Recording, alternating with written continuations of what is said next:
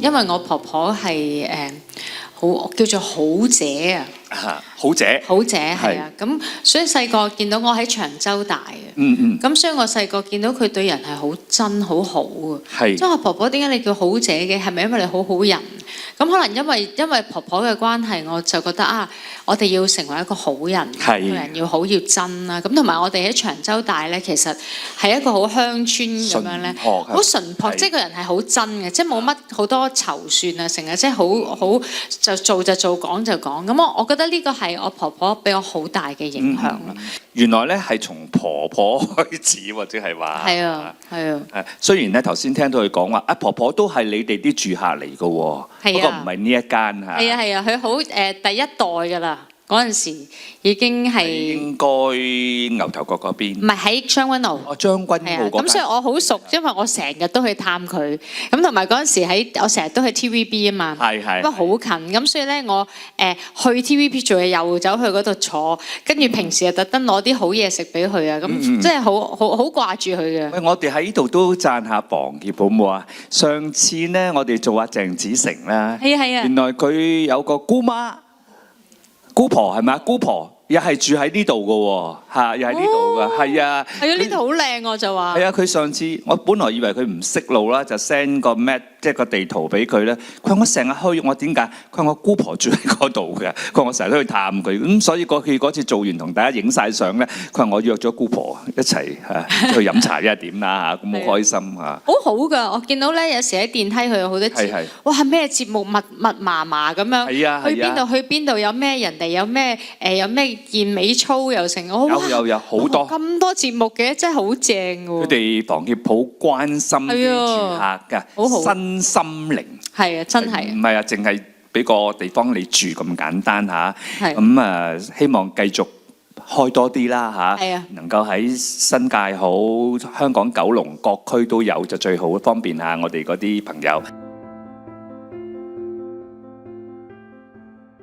我覺得歌手你有呢個知名度，唔係淨係俾你去賺錢啊，同埋自己有幾紅。係。而係我覺得我哋有影響力嘅時候，我哋點樣可以喺唔同地方去發放呢？即係點樣去幫助一啲我哋社會上有需要嘅人。咁所以變咗我其實我係喺我事業嘅一個低潮期。係。去開始做義工嘅，即係你好紅嗰陣時咧，其實你冇時間㗎，真係你叫我約我都真係我都唔知，但係就係去到一個即係一個低潮期咧，我真係冇嘢做，咁然後就覺得自己好似好冇用咁樣坐喺度，即係好似廢物咁。做乜嘢咧？有啲等嘢喎，係咪？係啊，咁跟住後尾就有啲義工朋友啦，佢哋係一啲福音嘅歌手，佢就話：喂，你跟我哋去做義工啦！我嚇咁我可以做啲乜嘢啊？咁佢話：嘿，你啊，梗係嚟唱歌啦，唔唱歌都唔緊要㗎，你嚟開解下人啊，跟住或者你嚟坐下笑下都有用㗎。總之有時義工嘅嘢唔一定要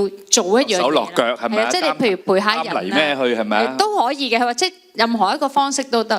咁跟住我就話好啦，好過喺屋企嘥時間啦，你都唔知等咩。咁我就開始同佢哋先去醫院探訪，探訪一啲可能佢哋即係就嚟要離開世界啊，或者佢哋有做諗傻咗啊，咁嗰啲做傻事啊，去鼓勵佢啊。咁然後又去醫院，跟住就去到監獄啦，跟住去到慢慢就開始去到第三世界啊，山區。咁其實係喺嗰10幾年啦，即係我開始即係由04年開始做。咁我發覺啊，原來我去幫人嘅時候咧，即係佢哋好多都鼓勵翻我，同埋發覺啊，原來我嘅身份唔係淨係唱歌咁簡單，原來你嘅影響力啊可以鼓勵一個人嘅生命。咁我就由嗰一刻開始，我同自己講，唔理將來有冇嘢再做啦，有冇得再唱歌，但係我都希望呢樣嘢係我嘅生活嘅一部分咯。因為我攞呢個獎之前咧，其實咧之前一年咧，2001年咧攞咗呢個香港傑出義工獎。係啦。咁義工獎就係政府去做嘅。嘉許嚇。嘉許咁嗰個我真係好驚喜嘅，因為佢真係同全香港嘅市民，即係佢唔係話你某一個範疇好出色或者成，係全香港嘅市民，即係哥哥姐姐，你哋可能喺呢度教人織啲嘢啊，咁咪嗰啲時數嗰樣嘢，佢覺得你做得好啊，又好唔同啊，咁都攞到，咁嗰個哇，我同全香港嘅市民一齊咧，嗰個攞到我都嗰個係我覺得係好驚喜同埋好榮。好似嗰啲電視台頒獎，佢哋自己咪有頒咩視後啊、視帝獎嘅，有評選嘅，但係佢哋咧原來坊間都有啲民選視後、民選視帝，可能嗰啲獎人哋覺得仲會係真正實至名歸嚇，即係冇咩黑幕後台啊，冇撐，即係冇人撐你支持你，係真係好貼地，大眾都覺得你係適合嘅，即係你嗰個叫做義工獎就係可能係咁嘅意義。係啊，所以我嗰個攞咗之後先攞傑青嘅。係啦。咁所以真係即係你真係落腳去做咯。咁我覺得呢樣嘢呢個榮譽係真係從心出發而攞到，同我平時可能攞樂壇嘅獎係好唔一樣。係啦。呢個係好有意思咯。我一路做義工，跟住攞咗呢兩個獎之後，咁慢慢就有個諗法就係啲人話你不如成立一個慈善基金啦咁樣。咁我嗰陣時都好卻步，因為你知慈善基金好多嘢要搞，又好似一個即公司咁，我真係唔得㗎。我中意獨來獨往，即係幫完就走，幫完就走。咁我話我唔想孭一啲好大嘅責任。咁但係慢慢就發覺原來有時你去幫好多機構，你睇唔到個成長同埋點樣可以繼續成傳。咁後尾我就妥協，我就喺2009年開始申請入一個慈善機構，即係 NGO。咁點知等咗5年。點解要等咁耐咧？因為好複雜㗎，即係個審批啊，嗰樣嘢都好唔係咁容易㗎。咁所以 end up 就去到2015年咧，我就成立咗燃亮生命慈善基金。咁嗰陣時，我以前一路都係幫一啲年青人啊、邊青啊、一啲禁毒啊、戒毒嘅朋友啦。咁去到嗰段時間咧，我就揭開報紙咧，好多輕生。係有一段時間。係啊，咁嗰陣時我就覺得係差唔多10年前。咁嗰陣時我望咁，跟住覺得，咦，點解會咁嘅咧？咁個心有少少好唔舒服啦。咁跟住有個聲音就話：咁你可以做啲咩啊？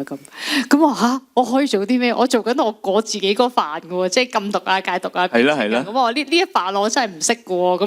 咁但係即係10年前，即係好似有一個 calling，有一個召命俾你，係啦，係要做呢件事。但係嗰陣時都未咁嚴重嘅。咁但係嗰陣時我好啦，咁我就開始成立咗燃亮生命慈善基金，咁就幫助一啲情緒需要嘅朋友嘅家庭。咁就俾佢有免費嘅音樂治療。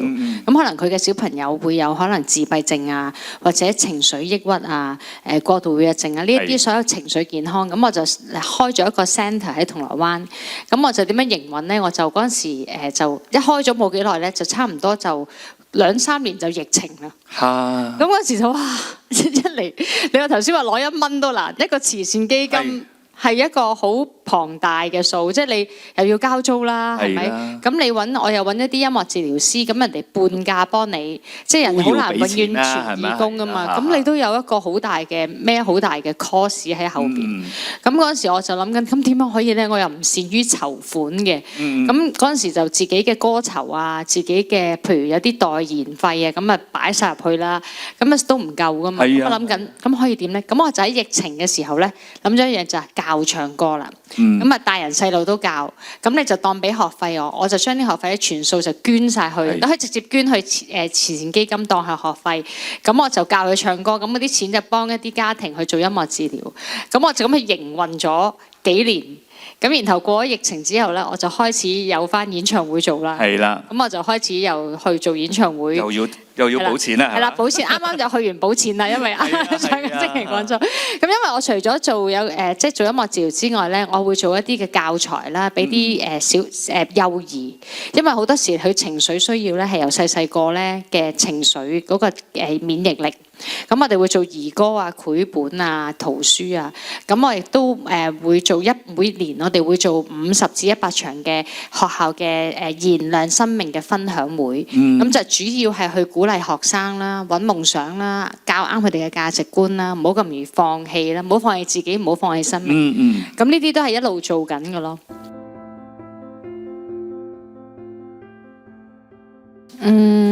仲有咩期望啊？其實我冇特別去諗㗎。因為有時你諗咗嗰啲嘢都唔發生，我反而會即係着重，譬如我每一個月我可以服侍到幾多個地方，我就去做咯。咁反而係我會有時會諗下啊，我哋嘅社會又有啲咩需要咧？咁我哋又有冇資源同埋有能力可以去做到咧？即係諗一啲新嘅方向出嚟。我覺得呢個緊要嘅。咁你話期望係咪真係會做到你諗嘅？未必嘅。咁但係我覺得每一個人。有時譬如我有時喺街度會撞返一啲曾經我喺監獄探訪過嘅女仔。